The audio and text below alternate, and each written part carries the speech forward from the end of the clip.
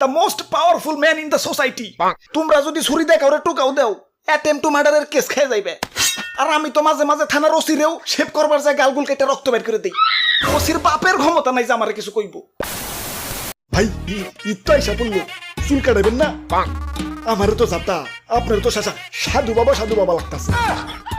চুল তো কাটুনি লাগবো, মাগার যারনে চুল কাটাই তারনে তো বিশাল ভিড়। ইয়া পাইলে অন্য দোকানে চলো। তুমি তো বুইরা মানুষ, স্টাইলের কি বুঝবা?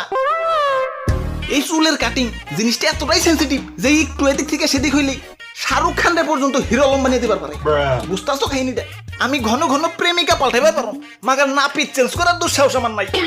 কও কি? হ, আমি আমার জিএফ রেও ততটা ভালোবাসি না যতটা না আমার নাপিতরে ভালোবাসি। জিএফ কি করে? আমারে প্রেসার দেয়, টেনশন দেয়, প্যারা দেয়, মুখ শুকিয়ে একটু হয়ে যায়। আর আমার নাপিত এই পাগল বাবারে দয়াল বাবারে সুন্দর কাটিং কুটিং দিয়ে স্মার্ট না